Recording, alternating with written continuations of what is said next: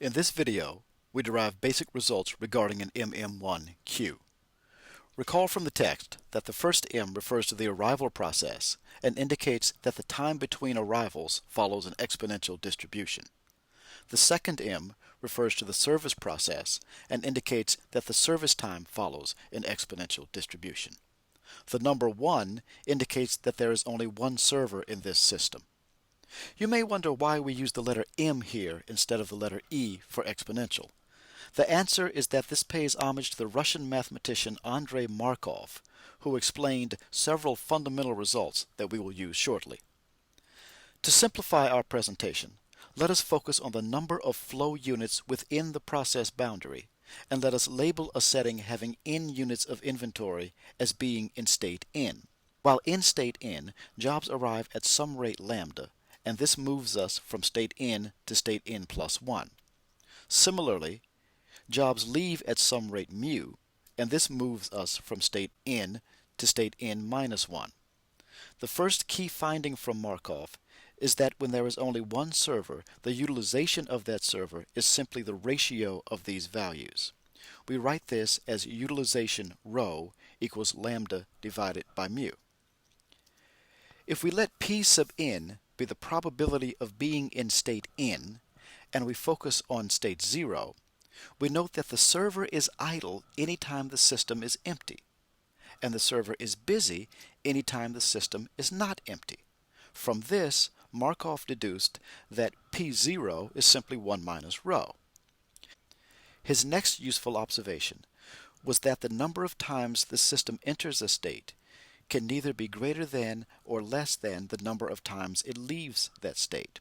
In other words, the rate in must equal the rate out. Consider state 0 again. The only way to reach state 0 is to be in state 1 and have a job leave. Thus, the rate in must be P1 times mu. The only way to leave state 0 is to be in state 0 and have a job arrive. So the rate out must be P0 times lambda. Since these values are equal to each other, P1 times mu must equal 1 minus rho times lambda. Simple algebra eventually shows us that P1 equals rho times 1 minus rho. Now let us consider state 1. This is a bit more complex because there are two ways to enter state 1. You can get there from state 0 at rate lambda, or from state 2 at rate mu. Similarly, there are two ways to leave. You can go to state 2 at rate lambda, or to state 0 at rate mu. Equating the rate in to the rate out gives us this equation. We can simplify this to isolate P2. We can then substitute rho times 1 minus rho for P1 and 1 minus rho for P0 to get this. Finally, the last two terms here cancel out, and we're left with this simple expression. Recall that P0 was simply 1 minus rho. P1 was simply rho times 1 minus rho.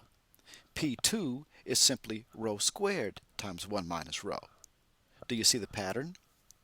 It turns out that when we consider any state n, we get Pn is rho to the power of n times 1 minus rho. We can now borrow one final insight from Markov that was originally published in the early 1900s. In that paper, Markov proved a now famous result shown here. Let us consider what this result means in our setting. From your statistics class, it should be clear that what is written here is simply the definition of the expected value of n, which I can write here as L, meaning the average length of the line. Notice that this includes the job being served. You should also recall Little's law, which we wrote earlier as I equals R times T, where I was inventory, R was the arrival rate, and T was flow time.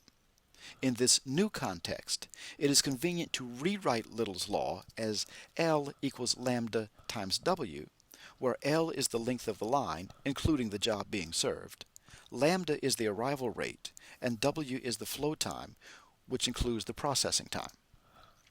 Combining these insights, we can now state our fundamental results. First, utilization rho is simply lambda divided by mu. Second, P0 is simply 1 minus rho, and more generally, Pn is rho to the power of n times 1 minus rho. Third, the average number of jobs in the system L is simply rho divided by 1 minus rho. Fourth, using Little's law, we find that W equals L divided by lambda. As a bonus, we can also get the average number of people waiting in line and the average time spent waiting in line before reaching the server. To do this, we simply realize that rho is also the probability that you will have to wait in line when entering this system. So we can multiply L by rho, and we can multiply W by rho to get two results. L sub q is the expected number of people waiting in line, not counting the job being served. W sub q is the expected amount of time in the line, not counting the time being served.